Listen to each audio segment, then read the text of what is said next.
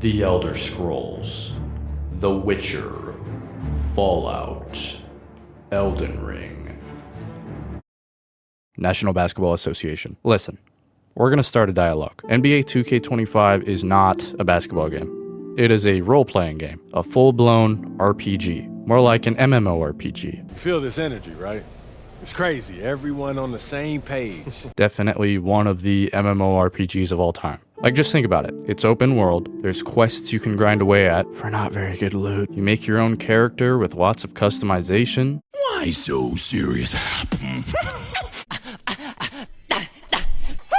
Now let me be clear. You min-max your build. Your character gets stronger when you level up. Finally! You can buy temporary buffs. There's glitches. MP out there with MP. There is glitches. There is a lot of glitches.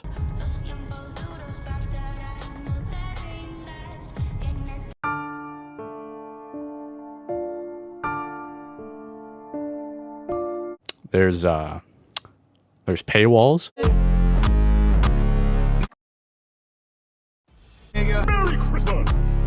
And for the low price of $70 plus $100 to make a player, you can experience the worst servers you've ever seen in video game history. I've never in my life had to test my NAT type before playing something like Call of Duty or even Fortnite, because I know that my internet isn't the problem. But every time I want to play 2K, I test my NAT type to make sure I don't stutter or worse, lag out, so that I can play competitively. I don't do this for any other game in my library. You know, for like those first 5 seconds you step on a court and every shot you take is very early? Yeah, that's called desync. There is so much latency even with the controller plugged in, and that's 100% by design. Take two, more like take 200 of your dollars, please.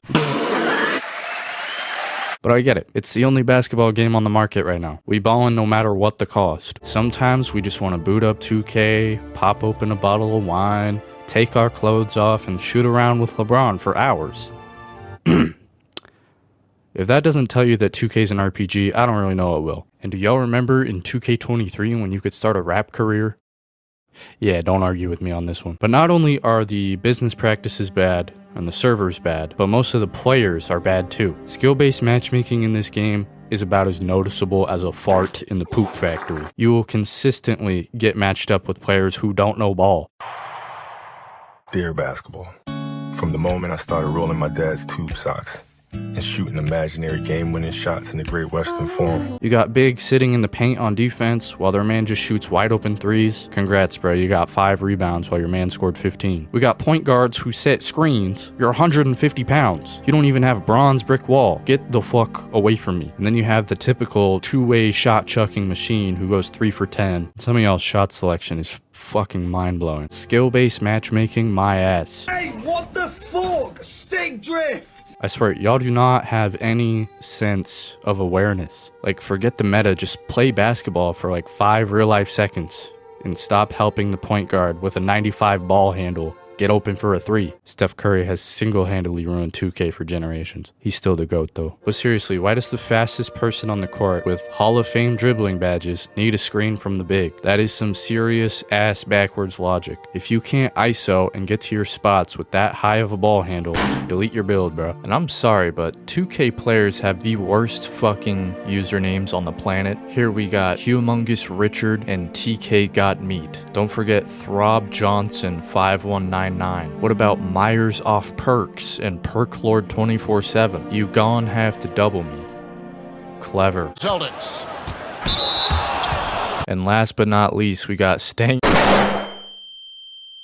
I think 2K players are more infatuated with the idea of playing basketball, but they don't actually want to use their noggins and think critically. Like, the three-pointer isn't the end-all be-all. 9 times out of 10, when I hear a team go ahead, take the 2, I already know I'm gonna win because they're just gonna have GOYs dribble around his 7-foot boyfriend looking for a 3 every possession. And by then, they're down 10 because I'm taking the 2s that they weren't concerned about just a minute ago, with 0 defensive adjustments. Again, use your noggin. Just because it's meta doesn't mean it's a winning formula. And why the hell is skill level the way it is? I could be the only player on my team who has points, rebounds, or assists and have a high teammate grade, but if I lose, my skill level goes down. How does that make any sense? Like, my teammates will have 0 stats, and just because I queued up with them, I get a hit to my skill level. That is one of the most R-worded ranking mechanics in a video game. Like, if I had a good game, don't knock me down because of something out of my control. I want to shake the hand of every genius that worked on this game. And wear and earn Wednesday? You know this game is for unemployed people, because why not just have a double XP weekend like every other online game? Now I gotta wear this fuck-ass outfit for a day just to get any rep. The players who play 2K aren't just bad skill-wise, but they are some of the most toxic, sweatiest, most schizophrenic people you can meet online. Half the time you're in game chat, you're getting called a bum by someone whose ceiling bird is singing in the background.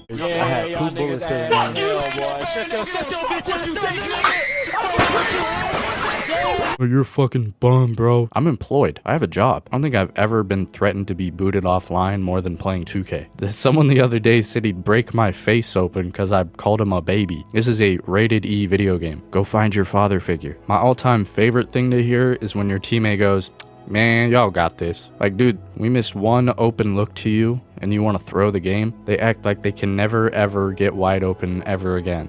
And then they just sell you for the rest of the game. Like, half the time y'all aren't even open. He is clearly in the passing lane. You are delusional. They all have this god complex, and they're so quick to cry if they don't have the ball in their hands. And then you check to see their win percent after the game, and it all starts to click. This community is full of grown babies. People really take this shit seriously, and I can kind of understand why. You spend a lot of time and money playing this game, so when you take a loss, it feels terrible. But losing is part of the sport. I mean, not everyone has what it takes to win, but a lot of the community has the mentality of a sore loser. They don't want to win. They'd rather go out of their way to disrupt the people who actually want to play than try to adjust to the moment, which is why they will never be winners. How many of y'all would fold in this situation? The score is 15-9. I'm getting doubled, but I don't care. I know my shot. He calls the ISO, I play his drive, and he gets pinched by my center, and the point guard goes for a nice little backdoor. Now they're worried. It's 15-18. They're trying to chuck shots. They're trying to get back in this game. Look at how concerned they are about blitzing me that they completely forget about the center.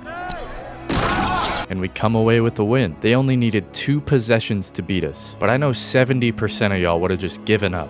Y'all don't want it bad enough. So this team sucks. My center is throwing horrible passes, and I don't know what the hell this play was, but I've had enough.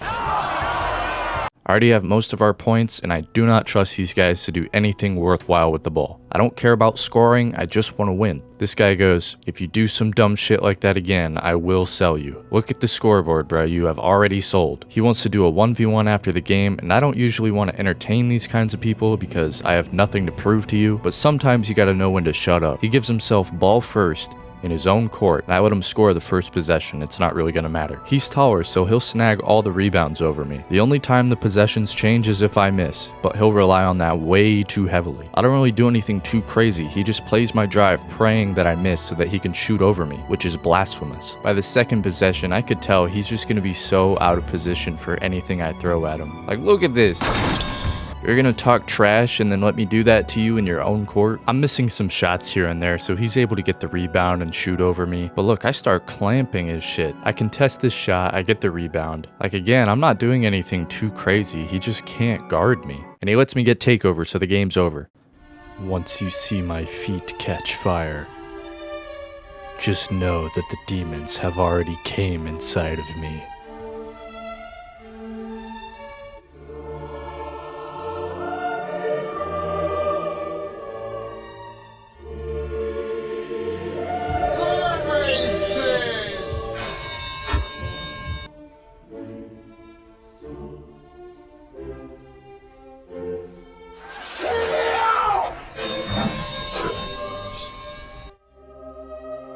Hey, disconnected.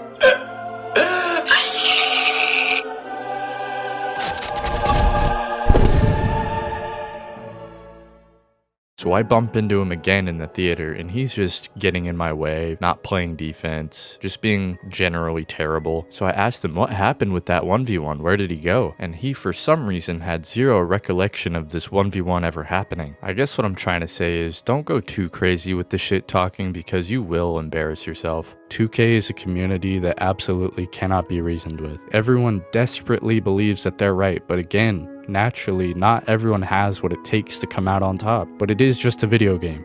But even so, that doesn't stop players from doing the absolute most to win. I'm looking at you, top 10 leaderboard. If all you do is L2 cheese to win games, you hit your girlfriend. I can just tell. Yeah, whoever decided to completely remove the ability to pull the chair in the post, I just want you to know that you made the game like super fun and enjoyable by getting rid of that move. Like, I can't thank you enough, man. Like, that move is never necessary in a basketball game, so I'm glad it's gone. It made the game so much more balanced and provided a much wider skill gap and completely didn't trivialize the top 10 leaderboard. Bro, I did the math on some of the top 10 players, and according to the time they spent in 2K25 alone, it would have equated to working a full-time 40 hours a week job for over 2 years. 2 years of a full, stable career that was spent on one cycle of 2K. That's not even funny, that's just sad. Wow, what a legacy you created, bro. This is my definitive Kobe Bryant build. I guarantee you that nobody has this build on YouTube. This is one of one. Here's the attributes, here's the animations, here's the jump shot. Should you make this build? Don't even buy the game. This build is good in the right hands. I'm not gonna sit here and tell you I'm the best player of all time, but as someone who has a crucial understanding of the game's mechanics,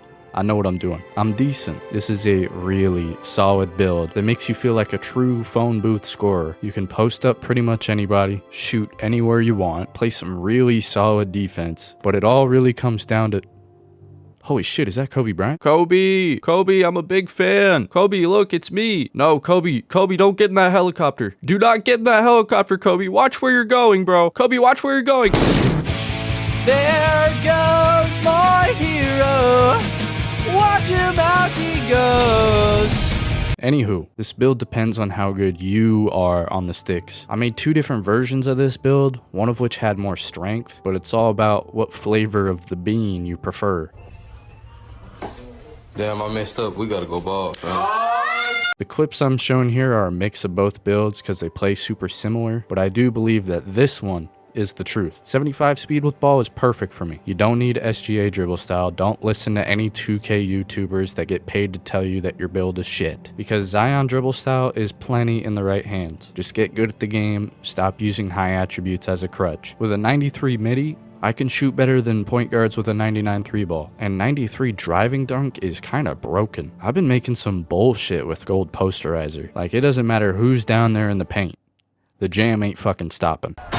Same goes to the layups too. The Kobe build that 2K has as a template gives him an 88 driving layup, which makes sense, but you only get bronze physical finisher with the 60 strength.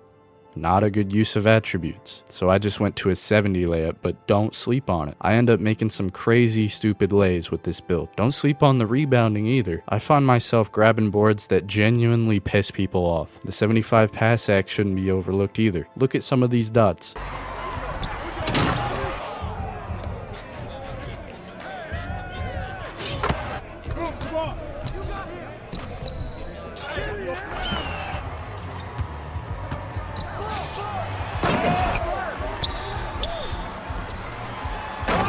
But surely this build can't do everything, right? Buddy, I block centers with this build. I understand your need. Now I understand what it do. Now I understand what it brings out inside of you, baby. I got you, baby. God bless Bronze Paint Patroller. The defense on this build is probably my favorite thing about it. Every player uses the same exact animation, so they are very easy to predict. Nice push cross, buddy. Even if you think you can beat me to the rim, think again. You can try to put me on an island, but I will make you look like a damned fool. I don't care how many Glock 19 dribble tutorials you watch, you're getting boxed. Because I have 2 Kobe builds, I needed a way to differentiate them when selecting who to play as when I booted the game up. So I was thinking, who was Kobe's bag similar to? Michael Jordan. Michael Jordan. Michael Jordan. Michael Jordan. Michael Jordan. Michael Jordan. Step up, nigga. Michael Jordan. Michael Jordan. Yeah, these builds are fun, man. You know what's not fun? Trying to screen me when I've already proved that I can ISO just fine. Now you can get it out the net. Calling for the ball when the AI is wide open for a shot. Oh no! I just can't do it. I can't take this shit no more, man. Being clueless on defense and switching for no reason whatsoever. There you go. Back up. Let's swing it. Right here. What the fuck? Getting angry at your teammates because they're creative and consistently hitting their shots. You want to know why I lose games?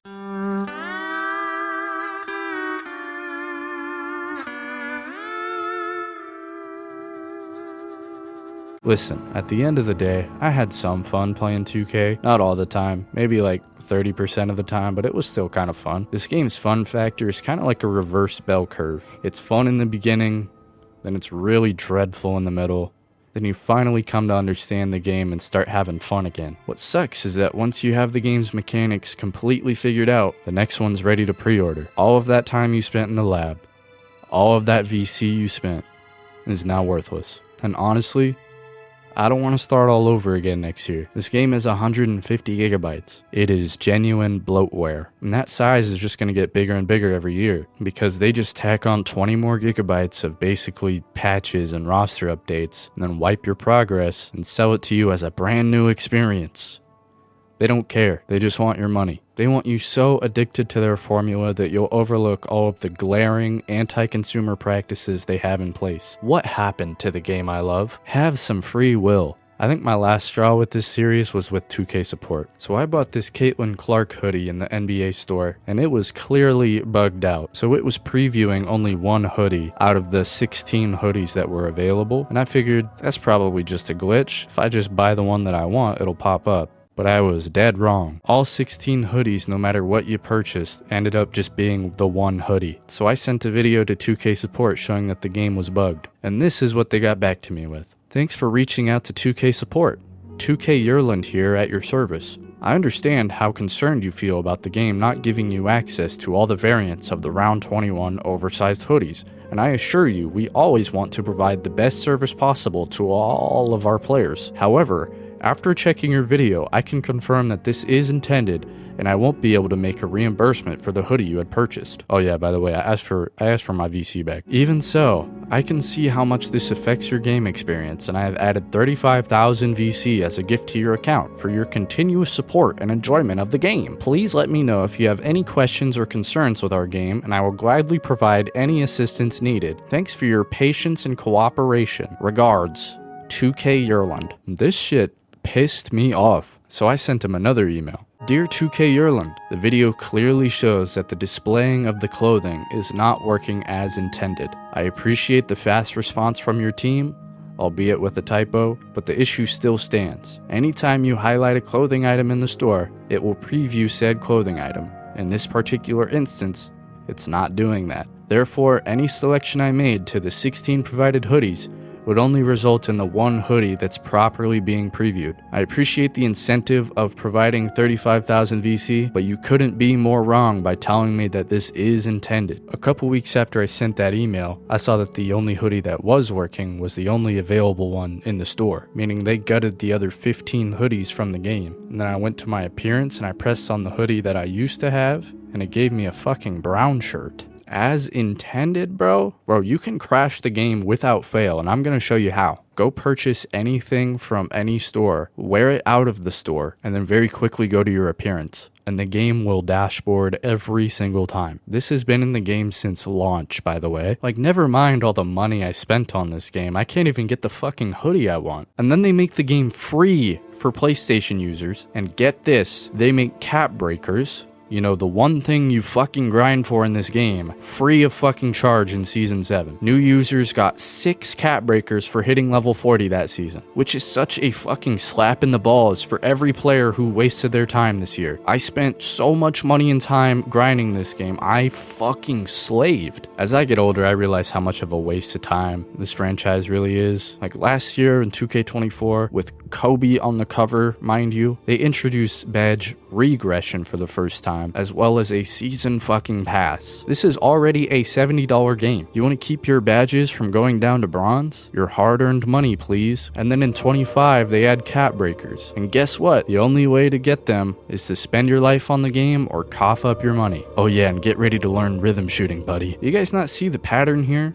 Do these billion-dollar companies think we're fucking stupid? The quality of the game and the servers are always going to be terrible. Take-Two Interactive will only do the bare minimum to maximize their profits. It's not completely a 2K dev team issue, and it hasn't been for a while. It's the shareholders. We're supposed to help our people! That's just the slimy world we're living in. This community doesn't have the cognitive ability to understand that this is bigger than basketball. But seriously, don't shackle yourself to this dystopian mindset that spending $200 on a video game that's gonna be obsolete in a year is a good idea. Dude, I went on Instagram the other day and saw that you can chat with an AI of Cooper Flag. I'm dead ass. Also, the dick riding is crazy. And Dunk posted this about 2K26. I guarantee that none of these are making it to the next game. You know the series is in a very bad shape when Joe Knows reacts like this to the builder. This might be more in depth than the scouting reports I see during the season. This is pretty fire.